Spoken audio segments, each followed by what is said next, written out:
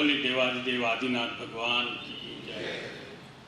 आदरणीय श्री प्रमोद भाई, अजय भाई, इस ट्रस्ट के धर्म जागृति केंद्र के सभी ट्रस्टी पदाधिकारी, आप सबको सादर जय जिनेंद्र। आज हमारे पर्यूषण का प्रथम दिवस है। पहले तो मैं आप सबसे क्षमा मांगना चाहता हूँ। मैं गुजराती में नहीं बोल पाऊँगा, मैं हिंदी में बोलूँगा, इंग्लिश में बोलूँगा, उसके लिए माफ़ी चाहता हूँ। तो हम पहले दिवस पे ही, अगर हम सबसे बड़ा हमारा जैन धर्म का जो मूल सिद्धांत है, जो महाव्रत का भी सबसे बड़ा मूल सिद्धांत है, श्रावकों के लिए अणुव्रत में भी मूल सिद्धांत है, वो है अहिंसा। हम कितने भी अलग अलग तरह के व्रत पाले करें, उनकी प्रैक्टिस करें, लेकिन अगर सिर्फ एक अहिंसा का पालन कर ले तो भी हम जो है बहुत बड़ी उपलब्धि हमारे प्रभु के चरणों में समर्पित कर सकते हैं। आज उसी अहिंसा के बारे में हम धार्मिक रूप से तो बहुत कुछ बातें पिछले हजारों सालों से लोग कहते हुए आए हैं। हमारे भगवान ने भी कही, हमारे साधु संतों आचार्यों ने कही। मैं कुछ कोशिश करूंगा छोटी सी कि अहिंसा का जो वैज्ञानिक स्वरूप है, आखिर भगवान ने क्यों अहिंसा का महामंत्र दिया था, क्यों कहा था उन्होंने कि प्रत्येक को इसका पालन करना चाहिए, चाहे वो जैन हो, अजैन हो या कोई भी हो। थोड़ी सी उसके बारे में बात अपन करेंगे। मैं अपनी बात, अपना व्याख्यान प्रारंभ करूं उससे पहले मैं आप सबके साथ में एक छोटी सी घटना शेयर करना चाहता हूं, जो मेरे अपने जीवन की एक बहुत बड़ी घटना है। जब मैं यहीं से PRL इसरो में जब मेरा यहाँ पर एडमिशन हुआ था और मुझे वापस प्री PhD प्रोग्राम के लिए इंस्ट्रूमेंट के डिज़ाइन और डेवलपमेंट के लिए अमेरिका भेजा था, ये लगभग 1980 के आसपास की बात है। और जब वहाँ पर Sacramento peak observatory new Mexico के अंदर मेरे प्रोफेसर जो थे रे स्मार्ट, उनके साथ में रखा था, और हम जो स्टूडेंट लोग थे अलग अलग देशों से आए हुए, ये मेरा सौभाग्य, आप सबका आशीर्वाद है, मेरे प्रभु का आशीर्वाद है कि मैं एशिया का पहला यंग एस्ट्रोनॉमर अवार्ड का जो है वो मुझे दिया और उसी के तहत मैं गया था। वहाँ जब मेरा प्रोफेसर मुझे एरिज़ोना में दूसरे एक साइंटिस्ट के पास में लेके गया और वहाँ पर हम लोग बेसिकली, उस ज़माने में सैटेलाइट का इतना प्रयोग और उपयोग नहीं था, इतनी हाई टेक्नोलॉजी भी नहीं थी। उस ज़माने में आपने नाम सुना होगा बलून का नाम सुना होगा। बलून के एक्सपेरिमेंट करते थे। बलून लगभग 40 किलोमीटर तक जाता है। बलून के अंदर एक इंस्ट्रूमेंट, और मेरी काफ़ी इच्छा थी कि मैं बायोसेंसर्स जो हैं उसको डेवलप करूं, उनके डिज़ाइन और डेवलपमेंट के काम के लिए। तो वो मुझे वहाँ लेके गए थे और वहाँ पर जो बहुत बड़ा कहना चाहिए कि अंतर्राष्ट्रीय वैज्ञानिक, वो उसके पास मुझे काम करने की अपॉर्चुनिटी मिलने ही वाली थी, अवसर मिलने वाला था। जब सब बात हो गई और मैंने ऐसे अपने जिज्ञासावश उनको पूछा, सर ये बलून जो है आप भेज रहे हैं, इस एक्सपेरिमेंट का उद्देश्य क्या है? तो उन्होंने बताया कि ये वायु जो है, हवा जो है, इसके अंदर छोटे छोटे जीव हैं, उनको पता लगाना है कि वो सचमुच में है या नहीं है। माइक्रोब्स जिसको अपन कहते हैं, सूक्ष्म जीव, अपने जैन धर्म में ज़्यादा पॉपुलर नाम है, सूक्ष्म जीव है या नहीं है। तो मेरे मुंह से, क्योंकि मैं जैन था और बचपन में पाठशाला गांव के अंदर से पढ़ करके फिर गया हुआ था, मुझे तो पता था कि पूरे वायुमंडल क्या, पूरे ब्रह्मांड में जो है जीव तो ठसाठस भरा हुआ है। और मैंने कहा कि सर ये एक्सपेरिमेंट किसी कोई और रिसर्च के ऊपर वैलिडेशन के लिए है या हम नए सिरे से पता लगा रहे हैं?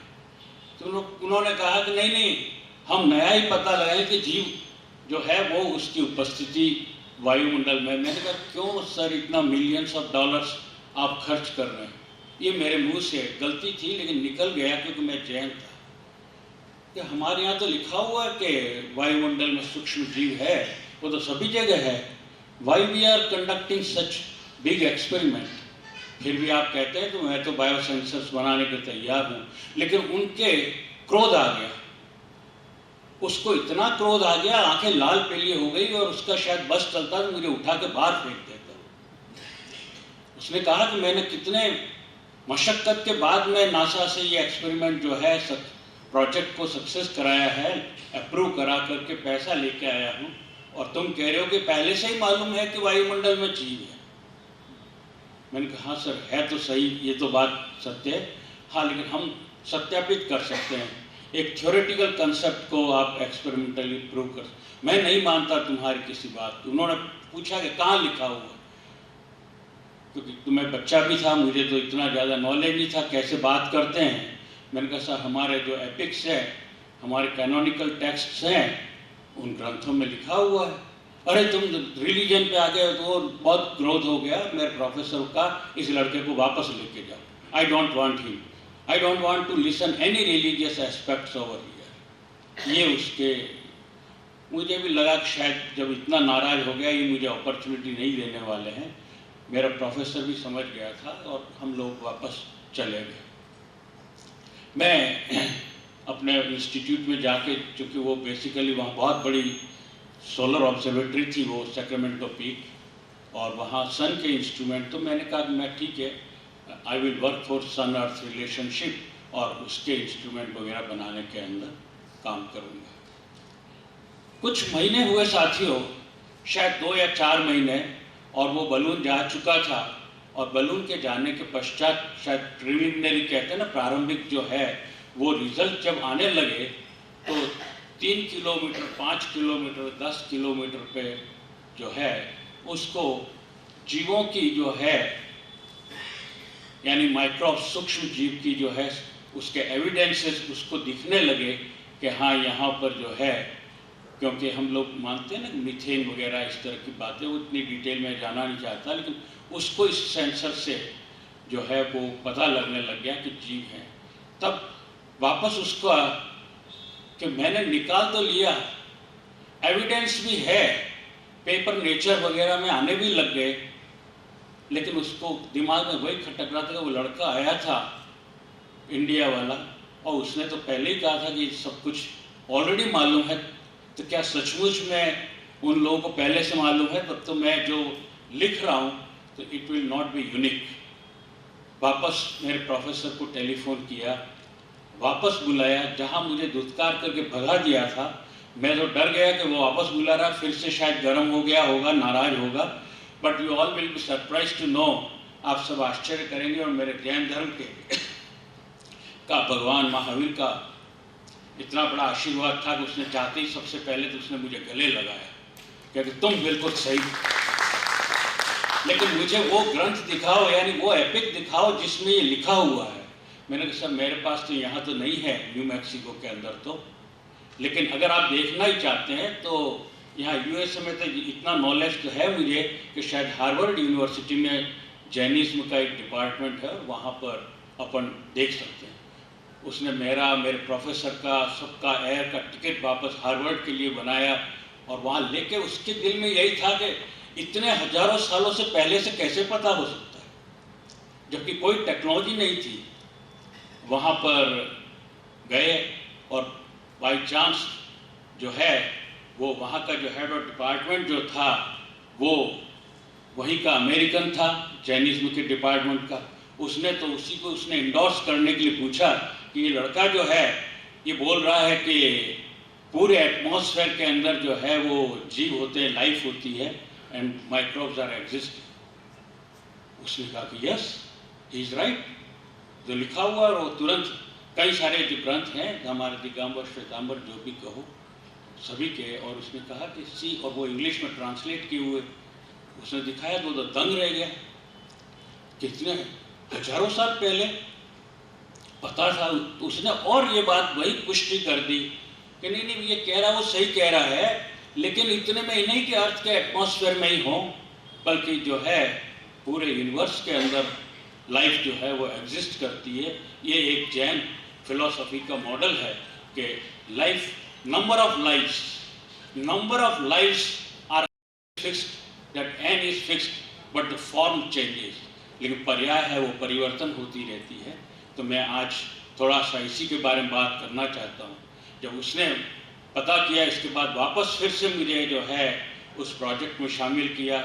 हमने नए नए कई सारे सेंसर्स बनाए, नए नए इंस्ट्रूमेंट बनाए, और आज मैं आपको फिर से उसी अहिंसा के जीव की बात जो है वो कहना चाहता हूँ।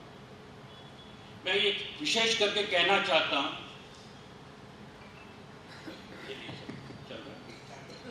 जी आपको ये दिखाई दे रहा है यहाँ? ओके। सबसे पहले तो ये कि जो भगवान ऋषभ देव ने जैन धर्म का, जिसको आज हम जैन धर्म कहते हैं, उस समय तो उसका कोई नाम जैन धर्म था नहीं, बल्कि इसकी जो स्थापना की थी वो तो एक लॉज ऑफ नेचर, प्रकृति के जो नियम है उसके आधार पर की थी, और उसको कहा था कि ये अर्थ एंड कॉस्मिक ऑर्डर का रिलीजन है। तो ये जो है वो रिलीजन ही पूरा का पूरा एक तरह से कहिए कि लॉज ऑफ नेचर, मतलब, और साइंस भी है वो लॉज ऑफ नेचर पे ही डिपेंड करती है, वो किसी और के ऊपर नहीं है, वो लॉज ऑफ नेचर पे। भगवान ने ये भी कहा था कि इसके दो मुख्य घटक जो हैं, जीव और अजीव, वो ही इस पूरे ब्रह्मांड के अंदर सर्वत्र जो है वो व्याप्त हैं। और उन्होंने कहा था कि अजीव को जो है हम कई अलग छोटे छोटे हिस्सों में बांट सकते हैं, जिसमें हम धर्म द्रव्य कहते हैं, अधर्म द्रव्य कहते हैं, बुद्धगल कहते हैं, आकाश कहते हैं, और काल जो टाइम जो होता है उसका मैं बहुत डिटेल में नहीं जाऊँ क्योंकि सब चीज़ें आपको पता है। लेकिन मैं आपको विशेष करके ध्यान लेके जाना चाहता हूँ वो इसके ऊपर कि भगवान ने कहा कि अगर हमें ये अर्थ एंड कॉस्मिक ऑर्डर का जो रिलीजन है इसको सुरक्षित रखना है, तो हमें ये जो पर्यावरण है जिसके इतने हिस्से हैं उनको सुरक्षित रखना होगा। और ये जो सुरक्षित पर्यावरण के जो हिस्से हैं, आप देखिए कि उस जमाने से भगवान ऋषभ देव के टाइम से बात चलती आ रही है कि जो है आकाश, जिसको हम कॉस्मोस्फेयर कहते हैं, हम जो कहते हैं कि अग्नि जो हीलियोस्फेयर यानी सूर्य जो है हीलियोस्फेयर, उसके बाद पृथ्वी जिसको हम जियोस्फेयर कहते हैं, जल हाइड्रोस्फेयर है, वायु एटमॉस्फेयर है, और प्लांट इकोलॉजी वनस्पति का है। भगवान ने ये भी कहा हमारे जैन धर्म में शुरू से कि अगर इन सबको सुरक्षित रखना है तो सबसे पहला धर्म जो है वो अहिंसा का निभाना पड़ेगा। अगर इसको नहीं निभाओगे तो हम स्वयं चुनौतियों में आ जाएंगे, कई सारी समस्याओं में आ जाएंगे। नेक्स्ट अपरिग्रह की बहुत बड़ी बात कही थी। हमारा जो पूरा धर्म जो है वो अनेकांश त्यागवाद और न्यायवाद के ऊपर है, और सबसे बड़ी डॉक्ट्रिन जो दी थी भगवान ने वो कर्मवाद का, नियतिवाद का सिद्धांत दिया था। मैं आज आपके सामने ये बेसिक फंडामेंटल्स रख रहा हूँ, लेकिन इसके ऊपर बात नहीं करूँगा। मैं तो सिर्फ आपको, जैसे मैंने कहा कि मैं अहिंसा पे बात करूँगा। अहिंसा का मूल सिद्धांत जो है वो बहुत बड़ी एक पुरुषार्थ सिद्धि उपाय में आचार्य अमृतचंद्र जी ने लिखा था। यत् खलु कषाय योगानो, योगा मीन्स जो हम कोई भी एक्शन करते हैं, खलु मीन्स जो हमारे अंदर से भाव आता है उसका, तो, और द्रव्य भाव जो है उसका प्रणाम तक विभिन्न प्रणाम। और वहाँ से लेकर के हम जो परस्पर एक दूसरे के साथ जो करते हैं तो सुनिश्चिता भवति सा हिंसा, यानी बेसिकली इसके अंदर दो तरह के हिंसा की बात कही थी, और ये पहली बार अटेम्प्ट हुआ कि हम द्रव्य हिंसा और भाव हिंसा दो तरह का होता है। आज की तारीख में भी साथियों हम द्रव्य हिंसा ज़्यादा नहीं करते, लेकिन हम दिन रात 24 घंटे जो है भाव हिंसा से ज़्यादा ग्रसित रहते हैं। और हिंसा वही जो करता है किसी भी तरह की, चाहे वो भाव हो या द्रव्य, जिसके अंदर कषाय, जिसको पैशन बोलते हैं, कषाय के आए बगैर आप हिंसा करते ही नहीं। तो ये सबसे मूल बात है। तो जिसके अंदर इस तरह के हिंसा से नेगेटिव एनर्जी रहती है तो वो लोग जो है हिंसा करते हैं। कई तरह की भावनाएं आती हैं, किसी को लोभ आ जाए, लालच आ जाए, घृणा आ जाए, अहंकार आ जाए। लेकिन दूसरी ओर जो अहिंसा की भावना जिसके अंदर रहती है तो उसके अंदर ही इक्वेनिमिटी रहती है, सम्यकत्पति भाव रहती है, सब एक दूसरे के बराबर हैं, ये भाव रहता है। ये भाव जब तक नहीं आए तब तक हम जो है अहिंसा की बात कर नहीं सकते। आप सोचें क्या भगवान ऋषभ देव ने शुरू किया था अहिंसा का पाठ? ये लिखा है मैंने अहिंसा, लेकिन भगवान ऋषभ देव ने अहिंसा शब्द कभी काम में नहीं लिया। उन्होंने उसकी जगह उन्होंने कहा था सार्वभौमिक प्रेम, क्योंकि नीलांजना की मृत्यु के समय जब उनको वैराग्य उत्पन्न हुआ तो उस समय कोई अहिंसा शब्द नहीं था, लेकिन उसको करुणा थी उनके दिल में, जो हम कहते हैं ना जीत गया। तो उनको था कि पूरे इस धरती के ऊपर सभी जगह हम अगर जब तक करुणा जीत गया हमारे दिमाग में नहीं हो, सभी जीवों से प्रेम नहीं हो, तब तक हम जो है इस अपनी धरती को, अपने आकाश को हम इसको सुरक्षित नहीं रख सकते। तो वहाँ तो सार्वभौमिक प्रेम की बात थी, लेकिन धीरे धीरे आगे बढ़ते बढ़ते वो अहिंसा का रूप लिया। आप सोचेंगे शायद भगवान महावीर ने अहिंसा पहली बार शब्द काम में लिया हो, ऐसा भी नहीं है। भगवान महावीर से पहले जब महाभारत हुआ था और महाभारत के समय में भी अहिंसा की बात हुई थी, बस दुर्भाग्य इतना रहा कि अहिंसा की बातें तो हुई लेकिन अहिंसा की पालना नहीं। अगर एक द्रौपदी चाह लेती तो शायद महाभारत बच सकता था। करोड़ों लोगों की हत्याएं हो गई, जिसमें उन लोगों की भी हो गई जो निर्दोष थे, बच्चे थे, महिलाएं थे, और तो और ये सब पंचेंद्रिय की बात कर रहा हूँ, कितने एक इंद्रिय जीवों की हत्या हुई थी। और लेकिन जब पूरा महाभारत समाप्त हो गया, उसके बाद 18 छोटे छोटे ग्रंथ लिखे गए जिनको पर्व कहते हैं। अनुशासन पर्व और महाप्रस्थानिका पर्व के अंदर ये अहिंसा की बात कही गई। आप देखो कि अहिंसा के कितने गुण बताए थे उस समय आफ्टर द महाभारत वॉर। सबसे पहले तो कहा कि अहिंसा परमो धर्मस्य तथा अहिंसा परमो दमः, अहिंसा परमो दानम, दानम मीन्स गिफ्ट, अहिंसा परमो जो है तपः। आप सबसे ज़्यादा जो प्रैक्टिस करके हम जो अचीव करना चाहते हैं, तो अहिंसा परमो, अहिंसा परम यज्ञस्य। हम जो लोग सोचते हैं कि ये कर देंगे, वो कर देंगे, मैं ये यज्ञ कर दूंगा, बट बेसिकली अहिंसा का पालन किए बगैर अगर कोई यज्ञ है तो अहिंसा स्वयं ही अपने आप में एक बहुत बड़ा यज्ञ है, दूसरे किसी यज्ञ की आवश्यकता नहीं है। अहिंसा जो है वही परम बलम शक्ति है। अहिंसा परमम मित्रम, अहिंसा परमम सुखम, अहिंसा परमम सत्यम, अहिंसा परमम शरुतम। शरुतम मीन्स टीचर। अहिंसा से बढ़कर के तो कोई टीचर भी नहीं है, अहिंसा से बढ़कर कोई सत्य नहीं है।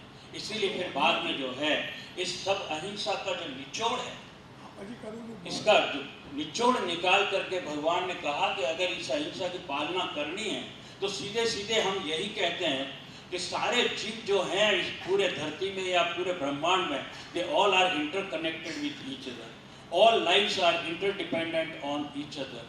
सभी एक दूसरे के ऊपर निर्भर हैं। इसलिए हम सबसे बेस्ट यही मानते हैं, परस्परो उपग्रहो जीवाणा। ये भगवान ने एक लाइन में ये बहुत बड़ा सूत्र दिया था।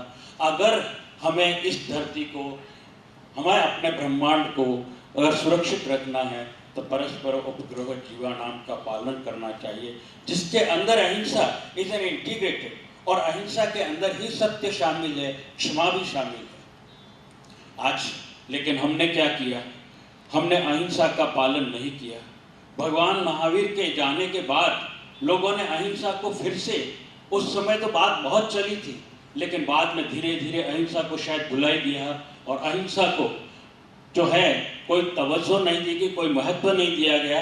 लोग अपने अपने हिसाब से चलने लगे, और अभी वर्तमान में तो इतनी ज़्यादा हिंसा पिछले 50 सालों से मैं देख रहा हूँ कि इतनी ज़्यादा हिंसा हर क्षेत्र के अंदर फैल गई है, और उसका परिणाम ये हुआ कि आज हम ये चुनौतियों का सामना कर रहे हैं। सबसे बड़ी बात कि इतने सारी पृथ्वी के ऊपर जो है प्राकृतिक आपदाएं जो हैं वो बढ़ रही हैं। आप देखिए सामाजिक आर्थिक संतुलन बिगड़ चुका है, जलवायु में परिवर्तन हो रहा है, ग्लोबल वार्मिंग हो रही है, स्वास्थ्य की समस्या हो गई है। यहाँ तक कि जो छोटे छोटे जीव हैं और बड़े जीव हैं, हाथी हैं, शेर हैं, जो रहते थे जंगलों में, लेकिन जंगलों की कटाई की वजह से, डिफॉरेस्टेशन की वजह से अभी बायोडाइवर्सिटी लॉस भी हो गया। बहुत सारी जो है समस्याएं हमारे सामने आ गई हैं। मैं थोड़ा सा आपके सामने आज वो बात रखना चाहूँगा। जब मैं पुरस्कार लेने के लिए गया था, मेरा एक सैटेलाइट जो शायद भाई साहब ने बताया, लेकिन मैं 2003 में भारत का इसरो का कहिए कि हमारे देश का गौरव इंडियन स्पेस रिसर्च ऑर्गेनाइजेशन का पहला सूर्य का जो सैटेलाइट है जो यहाँ से श्रीहरिकोटा से लॉन्च किया था, वो भी जियोसिंक्रोनस ऑर्बिट में सीधे 2003 के अंदर उसका मैं प्रोजेक्ट डायरेक्टर कहिए उसका मैं था। और उसके अंदर डॉक्टर अब्दुल कलाम ने जो विशेष करके आग्रह मेरे को हिदायत दी थी, बताया था कोई नई चीज़ करके दिखाना, ऐसा चीज़ बनाना। तो वो इंस्ट्रूमेंट बनाया था और मैंने पहली बार सूर्य के अंदर लोहा और निकल की जो है वो उसके अंदर एविडेंस निकाली और हमने दुनिया के अंदर यहाँ से PRL से पहली बार मैसेज गया, India has discovered iron and निकल ऑन द सोलर कोरोना। और उसकी वजह से मुझे वहाँ आइंस्टाइन की बनाई institute royal astronomical society award मिलना था, तो मैं वहाँ गया था। तो वहाँ पर जो है गया तो मैंने सोचा कि जब वहाँ इंग्लैंड के पास में स्विट्ज़रलैंड था तो मेरे पास, मैं कई दिनों से लिखा था अहिंसा के बारे में, तो संयुक्त राष्ट्र संगठन में जेनेवा वहाँ पर भी गया और वहाँ पे बैठ करके बातचीत की उनके बहुत सारे अधिकारियों से। और मैंने कहा मैडम देखिए, मैं आपके सामने ये कहना चाहता हूँ कि नॉन वायलेंस को एडप्ट करने के लिए संयुक्त राष्ट्र संगठन के अंदर कोई हमें जो है मैनिफेस्टो लाना चाहिए, क्योंकि जितना अगर वायलेंस बढ़ता है तो उसकी वजह से, ये मेरा कंक्लूजन था बेस्ड ऑन द रिसर्च, कि वायलेंस की वजह से जो है वो प्राकृतिक आपदाएं, अर्थक्वेक और फ्लड्स वगैरह, ये इतनी सब चीज़ें लिखी। और आप खुद इसके अंदर देख सकते हैं कि लगभग 1900 से लेकर के 2019 तक का डेटा है। 1960-1970 के बाद में एकदम से प्राकृतिक आपदाएं बढ़ने लगी। यानी पिछले 50-60 सालों में ऐसा हम लोगों ने क्या कर दिया कि 10 गुना जो है प्राकृतिक आपदाएं बढ़ने लगी। जो अर्थ पे मुश्किल से एक पूरे साल में 2-4 आते थे, अब 40-40 और 100 अर्थक्वेक आने लगे, और वो भी बड़े अर्थक्वेक। आप सबको याद होगा अभी रिसेंटली उत्तराखंड के अंदर फिर से बहुत बड़ी बाढ़, जो 2011 के अंदर लाखों लोग मर गए थे, फिर से अभी हजारों लोग मर गए। मेरी बात से उसको एक्सेप्टेंस नहीं थी। एक सेकंड में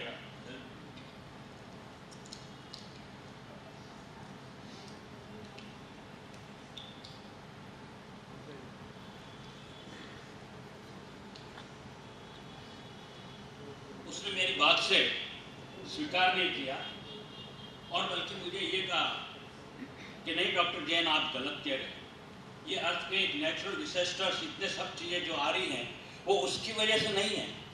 वो तो आप देखो कि जनसंख्या इतनी बढ़ रही है, और बल्कि उसने मुझे इशारा किया कि उसमें तो आपका ही देश सबसे आगे है, चाइना आगे, पॉपुलेशन डेंसिटी तो एशिया में ज़्यादा बढ़ रही है, and there is a imbalance between the Asia, Europe and USA।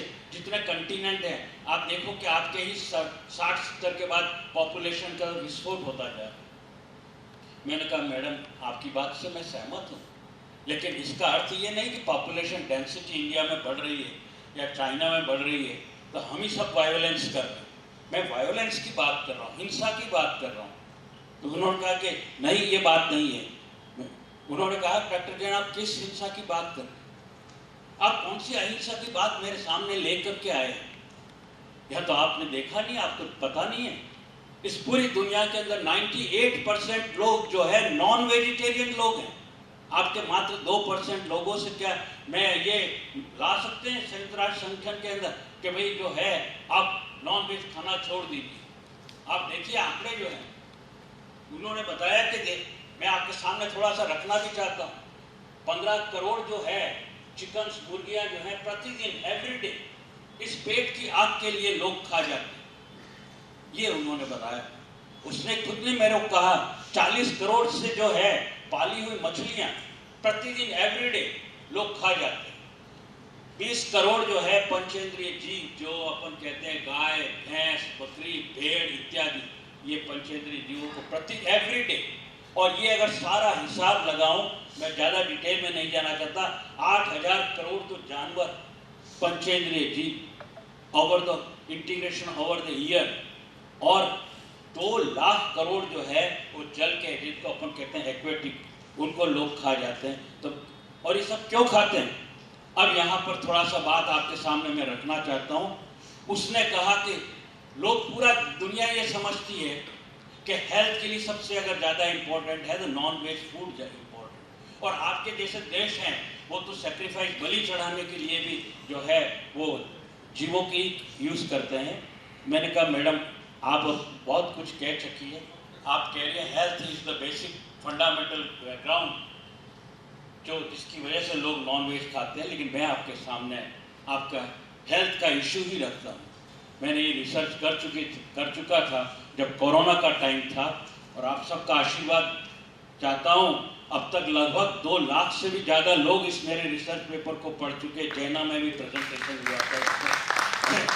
हमने क्या किया था कि ये 120 देशों के अंदर, क्योंकि साइंस का रूल है आप छोटा डेटा भी नहीं ले सकते, 120 देशों के अंदर पर कैपिटा पर एनम एक प्रति व्यक्ति और पूरे वैध वर्ष के अंदर प्रति वर्ष में कितना मीट खाता है वो मैंने यहाँ एक्स एक्सिस में दिखाया है, और वाई एक्सिस में उसी देश के अंदर, उसी देश में कितने लोग उस देश के अंदर मरे उनका आंकड़ा है। अब जितना ज़्यादा मीट खाया, जो 30 किलो एवरेज था, उससे ऊपर खाने वाले लोगों को रेड पॉइंट से दिखाया है, 30 किलो से कम खाने वालों को ग्रीन से। आप खुद निर्णय ले सकते हैं। और जब वो उसने खुद ने देखा, आश्चर्यचकित रह गए और कहने लगे कि इज इट रियल? मैंने कहा डेटा आपके ही यहाँ से ही आया हुआ है, मैंने डेटा नहीं क्रिएट किया, डेटा भी संयुक्त राष्ट्र संगठन से ही आया है, 120 देशों का। और जब उसने वेरीफाई किया, उसने कहा मैं मानती हूँ सबसे ज़्यादा वही लोग मर गए जिन्होंने ज़्यादा मीट खाया था, जो सबसे ज़्यादा नॉन वेजिटेरियन थे। और सबसे ज़्यादा आपको याद भी होगा कि अमेरिका में लोग मरे थे, इटली में लोग मरे थे, इंग्लैंड में लोग मरे थे। तो उसने फिर से क्वेश्चन ज़रूर उठाया मेरे सामने कि बांग्लादेश और इंडिया में तो लोग कम खाते हैं, मात्र 5 किलो प्रति वर्ष प्रति व्यक्ति, फिर क्यों इतने लोग मर गए? मैंने कहा उसके पीछे रीज़न है कि पूरी दुनिया का जो आतिथ्य है वो हमारा देश करता है, बांग्लादेश करता है। सबसे ज़्यादा गाय मारने वाला जो देश है वो बांग्लादेश है, और सबसे ज़्यादा बकरों का, भैंसों का, इनका जो व्यापार करने वाला, कत्लेआम, कत्ल खाने सबसे ज़्यादा भारत में। और हम ही जो है 25% यहाँ से जो है वो एक्सपोर्ट करते हैं दूसरों को खिलाने के लिए। फिर हम नहीं मरेंगे तो हम क्या होगा? ये मेरा एक लॉजिक था। लेकिन मैंने जब दूसरी बात बताई, मैडम आप थोड़ा सा 5 मिनट और दीजिए, I have not finished, it's very important, आपके सामने रखना चाहता हूँ, आप सबके भी सामने रखना चाहता हूँ, और ये साबित करना चाहता हूँ कि मैंने जो शुरुआत में कहा था कि जितने नेचुरल डिजास्टर्स हैं, प्राकृतिक आपदाएं हैं, वो सिर्फ इस नॉन वेज की वजह से हो रहे हैं। आप देखिए अलग अलग कंटिनेंट्स के नाम लिखे हुए हैं, और यहाँ मीट का प्रोडक्शन, थोड़े यहाँ क्लियर नहीं आ रही है स्लाइड क्योंकि आपका ये सिस्टम मुझे, तो आप देखिए कि यहाँ मीट प्रोडक्शन इन मिलियंस, ध्यान दीजिए मेरे ऊपर, इन millions ton, million 1 million 10 lakh, ton 1000 kilo, million ton के अंदर ये जितने डेटा जा रहा है, तो यहाँ पर आज से 60 साल पहले जो मात्र 50 मिलियन टन था, भाइयों बहनों, 50 मिलियन टन आज की तारीख में 400 से 500 मिलियन टन हो गया है। और ये जो बॉक्स है, जो येलो कलर बॉक्स देख रहे हैं, ये 40 जो है इस 10 साल के अंदर अर्थक्वेक की संख्या है, भूकंपों की, ये वॉल्केनोस की संख्या है, ये सुनामी की संख्या है। आप देखें बढ़ते बढ़ते बढ़ते ही बढ़ती जा रही, जैसे मीट का प्रोडक्शन बढ़ता जा रहा है, जैसे जैसे मीट का प्रोडक्शन बढ़ता जा रहा है, वो जो 40 थे आज की तारीख के अंदर 400, 450 से ऊपर अर्थक्वेक आने लगे हैं, और वो भी ऑन द रिएक्टर स्केल जो है 5 से ज़्यादा, जिसके अंदर कई सारे विध्वंस होते हैं, आप सब जानते हैं। तो ये जो बात थी, इसको देख करके वो बिल्कुल जो क्रोध में थी, थोड़ी सी मेरे को उल्हाना देना चाहती थी, टॉन्ट करना चाहती थी, एकदम चुप हो गई कि नहीं प्रोफेसर जैन, मैं आपकी सारी एविडेंसेस के आगे सही मान रही हूँ, और मैं मानती हूँ कि वास्तव में जो है नॉन वेजिटेरियन फूड जो है वो हानिकारक है और उसको रोकना चाहिए। मैंने कहा नहीं मैडम, अभी मैं I have not yet finished, मेरे पास दूसरी भी जो है अहिंसा के लिए सबूत देने की तरह है। कि मैं कहा कि जितना नॉन वेजिटेरियन फूड जो है, ये नॉन वेजिटेरियन फूड से उसके प्रोडक्शन के टाइम पे ही कार्बन डाइऑक्साइड इतनी ज़्यादा निकलती है, उससे ग्लोबल वार्मिंग होगी, उससे हमारा जलवायु क्लाइमेट जो चेंज हो रहा है वो उसकी वजह से हो रहा है। और मैंने बताया, आप देखिए जो बीफ होता है, मटन होता है, चिकन है, ये सब इनसे कितनी CO2 का एमिशन हो रहा है। और मैंने तो नॉर्मलाइज जो सिस्टम होता है उससे किया है। मैंने बताया मैडम को, वहाँ संयुक्त राष्ट्र संगठन के अंदर लेक्चर भी दिया और बताया कि सारे खाद्य पदार्थ जो नॉन वेजिटेरियन, ओवरऑल अगर देखा जाए सारे खाद्य पदार्थ vegetarian as well as non vegetarian, तो उसके अंदर 30% जो है वो जो कार्बन डाइऑक्साइड निकलती है, उसमें से 30 में से 28% केवल केवल केवल नॉन वेजिटेरियन फूड से निकलती है, वेजिटेरियन फूड से नहीं निकलती है। वेजिटेरियन का हिस्सा तो केवल 2% है, और उस 2% में भी जैनों का जो आहार है वो तो मात्र 1% भी नहीं है, इट इज़ लेस देन 1%। तो ये जो है अहिंसा की पालना अगर हम नहीं करते हैं, ये जो है वो वेजिटेरियन है, ये बात जरूर है कि उसने आखिर अंततः थोड़ा सा मेरी इंसल्ट जरूर की, तो फिर आखिर खाएंगे क्या? आपकी तरह के अच्छा जो है हम लोग क्या खाते हैं? घास फूस, यही प्लांट बेस्ड फूड है ना हमारा। उसने यही कहा आपकी तरह हम घास फूस खा करके जिंदा रहें क्या? मैंने कहा घास फूस खाएंगे, जितना प्लांट बेस्ड फूड खाएंगे उतने ज़्यादा जीवित रहेंगे, उतने ज़्यादा प्रसन्न रहेंगे। Anyway, this was my response to her. मैं आप सबको ये चाहता हूँ कि डिफॉरेस्टेशन की वजह से जो है इतनी ज़मीन जो है समाप्त होती चली जा रही है, जितना एक अरिज़ोना वगैरह के अंदर तो बल्कि इतनी ज़मीन उन्होंने डिफॉरेस्टेशन कर दिया कि पूरा साउथ अफ्रीका जो देश है उसके बराबर का ऑलमोस्ट 10 मिलियन जो है हेक्टेयर के बराबर की ज़मीन चली गई है। उसकी वजह से एक्चुअली बेसिकली जो है छोटे छोटे जो जीव हैं उनके घरौंदे हैं, पक्षियों के घरौंदे हैं, अच्छे बड़े जीवों के घर हैं, वो सब समाप्त होने लग गए, खत्म होने लग गए। मैं कार्बन डाइऑक्साइड की बात जो है मैं बहुत अच्छी तरह से आपके सामने इसलिए रखना चाहता हूँ कि मेरा स्टूडेंट जो है PhD करने आया था डॉक्टर प्रोनाल पटेल करके, और हमने गुजरात के आसपास जितने हमारे समुंदर हैं उसी की रिसर्च हमने शुरू की थी। ये जैसे हमारा पास में इधर आपके क्या बोलते हैं अनंत के पास में से, और फिर इधर भुज के पास में, वलसाड़ के पास में इत्यादि। और तो आप देखिए कि हमने क्या किया कि पिछले लगभग जो है 60-65 साल के अंदर, मेरे पास तो कार्बन डाइऑक्साइड के एमिशन का डेटा तो 100-150 साल का है, लेकिन हमारे पास जो मेजरमेंट जो है वो देखा हमने कि भाई कितने टाइम का रियल मेजरमेंट है और समुद्र के तल का। तो हमको आप खुद अब एविडेंस है, भगवान ने आखिर क्यों अहिंसा की इतनी बात कही होगी कि कार्बन डाइऑक्साइड का एमिशन नहीं होना चाहिए। अगर कार्बन डाइऑक्साइड का एमिशन हो रहा है तो हम अपनी खुद की आने वाली पीढ़ियों को खत्म कर रहे हैं। आप देखो कि समुद्र का तल बढ़ता जा रहा है, और समुद्र का तल इतना बढ़ गया कि यहाँ खंबात की खाड़ी के पास में जो है वो चौकड़ी करके जो गांव है वो डूबने के कगार पर है। जो मैं, चूंकि शायद नोटिस आ रहा है, जल्दी शीघ्र खत्म कर रहा हूँ। हाँ मैं, लेकिन अभी मुझे थोड़ा 15-20 मिनट तो लगेंगे। ये आप देखिए कि कार्बन डाइऑक्साइड से परिग्रह की जब बात हुई तो हमारे ऊपर बार बार कहा जा रहा है, लेकिन आप देखिए कि सबसे ज़्यादा तो USA के पास परिग्रह तो वो कर रहा है, उसका GDP है, और उसकी GDP से कार्बन डाइऑक्साइड कितनी निकल रही है इसके ऊपर ध्यान दीजिए।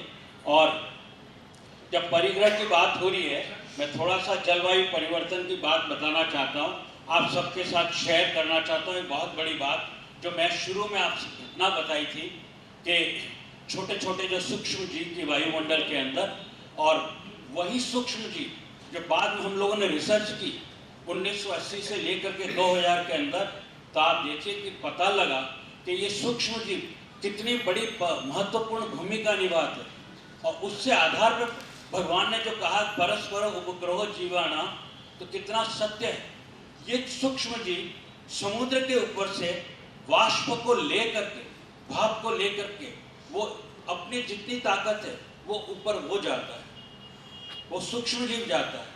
और ऊपर का जो सूक्ष्म जीव है वो जब कंडेंस हो जाता है, पानी हो जाता है, तो वो पानी की बूंद के ऊपर बैठ करके वो नीचे आता है। इस प्रोसेस को नाम साइंस के अंदर क्लाउड कंडेंसेशन न्यूक्लियाई नाम दिया और बताया कि सारी जो बारिश का जो प्रोसेस है उसके अंदर तो जो सूक्ष्म जीव है उनकी सबसे ज़्यादा महत्वपूर्ण भूमिका।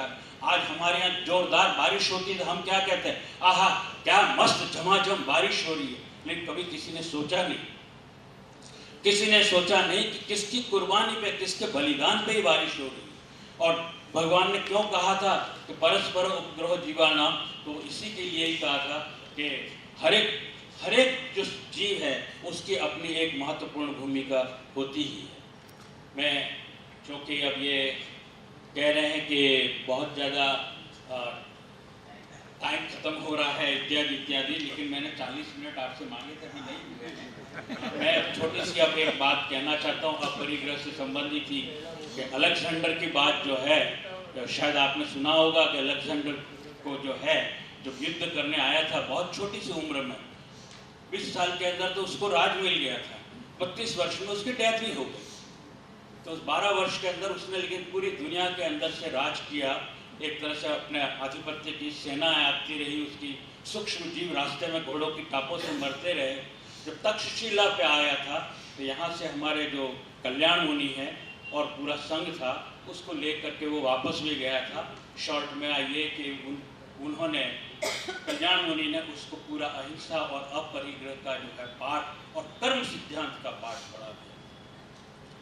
जब सिकंदर ने, चूंकि सबसे ज्यादा मच्छरों की हत्या हुई थी उसके हाथ से, उसकी सेना के हाथ से, आप देखिए कि उसको कर्म सिद्धांत के अनुसार उसने यही समझा कि ये मुझे मलेरिया जो हो गया है वो उसी का परिणाम, उसका ही परिणाम है। और उस जमाने में मलेरिया का इलाज तक नहीं था, मलेरिया का इलाज नहीं था, और उसको सभी राजवैद्य ने जो है कह दिया कि अब नहीं, कुछ नहीं हो सकता।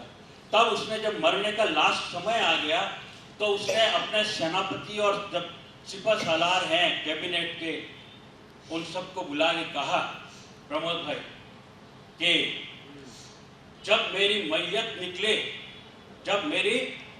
निकले लास्ट डेड बॉडी को लेके जाओ, मेरे दोनों हाथ उस मैयत से बाहर इस तरह से खुले रखना, सारी दुनिया देख सके। सिपह सालार के उस मंत्री ने कहा कि ये हमारे इस्लाम के विरुद्ध है, आपको जन्नत नहीं मिल सकती। उसने कहा कि इस बाबा ने, यानी कल्याण मुनि, इसने कहा है कि जन्नत मिले या जन्नम रसीद होगी वो तो मेरा कर्म, वो मेरा अल्लाह ताला ही जानता है, मैंने ऐसा कुछ किया ही नहीं है कि जिससे मुझे जन्नत मिले। लेकिन सारी दुनिया को ये पता चल जाना चाहिए कि सिकंदर कुछ लेके नहीं जा रहा, और जब सिकंदर ही इस दुनिया का बादशाह कुछ लेके नहीं जा रहा, तुम्हारी औकात क्या है कि तुम लेके कुछ जाओगे। मैं ये जो है कुछ बातें जो थी वो आपको बताई। मैं दो चीज़ें एक कहना चाहता हूँ। एक तो हमने सबसे बड़ा जो किया एविएशन, हमारा जो एटमॉस्फेयर है उसका इंडस्ट्रियलाइजेशन है, और उसकी वजह से पूरे वायुमंडल में जो है सूक्ष्म जीव थे उनकी हत्याएं हो रही है, और उसकी वजह से जो डेंजरस पार्टिकल्स हैं उनका यहाँ बौछार होती है, अम्लीय जिसको कहते हैं एसिड वाली रेन होती है। हमने ओशन, समुद्र है उनका इंडस्ट्रियलाइजेशन कर दिया, मछलियाँ जो छोटी से लेकर बड़ी बड़ी सबको मारना शुरू कर दिया, और उसकी वजह से कार्बन डाइऑक्साइड जो है वो बढ़ती चली जा रही है। मैं अभी मोबाइल्स, टेलीविज़न, इसका जो उपयोग हो रहा है और उससे जो तरंगें उठती हैं और उससे जो सूक्ष्म जीव की जो हत्या होती है, तो मैं उसके बारे में थोड़ा आपके साथ में कहना चाहता हूँ कि हम लोगों का एक छोटा सा एक्सपेरिमेंट हुआ था मधुमक्खियों के लिए। और आप जानते हैं हमारा आधार कार्ड में RFID जो लगाते हैं ना, रेडियो, जिससे पता चलता, क्लिक करते ही ये इसका नाम ये है वगैरह आइडेंटिटी होती है। तो मधुमक्खियों के ऊपर RFID छोटी छोटी सी लगा करके और एक पूरा झुंड के, और फिर अलग से अलग अलग हाई वोल्टेज के जो है सिग्नल्स भेजे गए। मैं यही कहना चाहता हूँ कि जैसे जैसे हाई वोल्टेज के सिग्नल जाते गए तो धीरे धीरे मधुमक्खियाँ हैं वो अपना माइंड जो है, ब्रेन डिसऑर्डरिंग होने लगी, और मधुमक्खियों की कैरेक्टरिस्टिक होती है वो घर वापस वही लौटती हैं जहाँ उनकी रानी होती है, और अगर रानी से दूर चले जाएं तो वापस मर सकती है लेकिन वापस घर नहीं लौट सकते। और लगभग उसके अंदर 90% में मधुमक्खियाँ जो है हाई वोल्टेज से मरने लग गई। तो यही पक्षियों का भी यही हाल है। और हम लोग क्या कर रहे हैं, हम लोग धीरे धीरे ऐसे ऐसे डिवाइस निकालते जा रहे हैं, चाहे वो कैनन की हो, चाहे युद्ध हो रहे हों, इतने सारे युद्ध हुए, हम मोबाइल काम में ले रहे हैं। बेसिकली हम और कुछ नहीं, हम सब हिंसा के अंदर लिप्त हो रहे हैं। मैं जो है पौधे बात करते हैं, पौधों को सुनाई देता है, लेकिन आज इस बात पे अब नहीं चर्चा कर पाऊँगा प्राण और पर्याप्ति की। लेकिन मैं आज आपके सामने एक ही बात दूसरी जो कहना चाहता हूँ वो कि हम लोग कंसेप्ट बनाए कि ये जो वायलेंस की वजह से, हिंसा की वजह से सब कुछ प्रकृति जो है प्रदूषित हो रही है, प्रकृति कांप रही है, प्रकृति के अंदर भूकंप आ रहे हैं, प्रकृति के सारे इतने चैलेंजेस जो आ रहे हैं, वो चुनौतियां जो आ रही हैं, वो क्यों आ रही है, इसके पीछे रीजन क्या है, क्या कारण है, what is the fundamental cause. अगर सबसे बड़ी बात यह है कि अगर मैं प्रमोद भाई के चरण छूता हूँ तो प्रमोद भाई मेरे को आशीर्वाद, चाहे फिजिकली हाथ खड़ा करके ना भी दे, लेकिन उनके दिल के अंदर से क्या निकलेगा, आशीर्वाद निकलेगा। कोई भी बुजुर्ग होगा उसको जब चरण छूऊंगा तो आशीर्वाद होगा। अगर मैं थप्पड़ मार दूं या मैं किसी को काट दूं तो उससे अभिशाप निकलेगा, कर्ष, चाहे वो ना बोले। और यही सब कुछ धरती पर हो रहा है। हुआ क्या कि हम लोग जब एक एक्सपेरिमेंट कर रहे थे यूएस के अंदर, तो हमने जैसे हार्ट की बीट्स आपको सुनाई देती है ना, डॉक्टर के पास जाते हैं, स्टेथोस्कोप से देखता है, फेफड़ों की भी होती है जिससे हम सांस लेते हैं। और लेकिन मेंटल स्टेट, किसी ने ये सोचा कि आपके माइंड में क्या चल रहा है, जिसको मैंने शुरू में बताया था, भाव जो है, भाव का जो दोष लगता है, द्रव्य का दोष लगता है, तो भाव आपके दिमाग में कंटिन्यूस क्या चल रहा है, उसकी तरंग हमको डिस्कवर, जिसको मेंटल स्टेट हेरिंग वेव्स कहते हैं। और उसके आधार पर जब हमने 3 डायमेंशन मॉडल बनाया तब पता लगा कितना सच है भगवान ने जो कहा था, मौन रह के तपस्या कर ली। ये जितने जानवरों को काटा जाता है स्लॉटर हाउस के अंदर, उनके मुंह से भले कितनी आवाज ना निकलती, उनके अंदर से कितना अभिशाप निकलता, और जितनी फ्रीक्वेंसी उसकी कम है, हम 1 हर्ट्ज की बात करते, लेकिन यहाँ तो मौन के अंदर से जो अभिशाप की या आशीर्वाद की, वो तो 0.01 हर्ट्ज। और जितनी फ्रीक्वेंसी, साथियों आप मेरी बात को समझें कि जितनी फ्रीक्वेंसी कम होती है उसकी आवाज़ बहुत दूर तक, आत्म प्रदेश से आकाश प्रदेश तक उसकी आवाज़ पहुँचती है, और वही आकर के वापस बिल्कुल अंदर से कर्म के जो पार्टिकल्स हैं उनके साथ मिल करके हमारा कार्बन शरीर बनाता है। आज चूँकि इतना प्रदूषण हो चुका है कि वो जो है हमारी पूरा आकाश प्रदेश जो है वो उससे कहना चाहिए कि डगमगा गया है। ये लॉ ऑफ, जो सेकंड लॉ ऑफ थर्मोडायनेमिक्स में मास एक्सटिंक्शन जो हो रहा है, तो उसी की वजह से हो रहा है, क्योंकि हम जो है इतने सारी हिंसा का पूरा वातावरण फैला दिया है।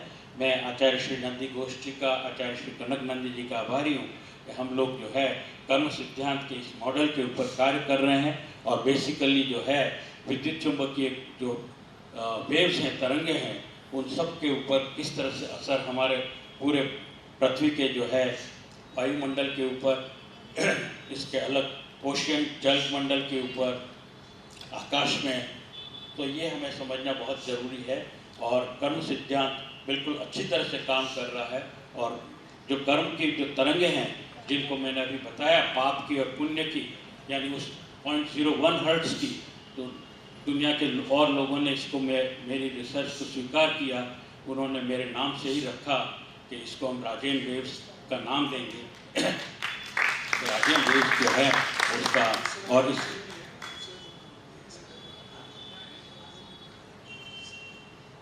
नहीं, आधे मिनट में मैं आप सबका बहुत बहुत आभारी हूँ, प्रमोद भाई का भी आभारी हूँ, और आप सबने मेरे को ध्यान से सुना, मुझे अवसर दिया यहाँ पे आप सबके सामने बोलने का, मैं बहुत बहुत धन्यवाद, आभार।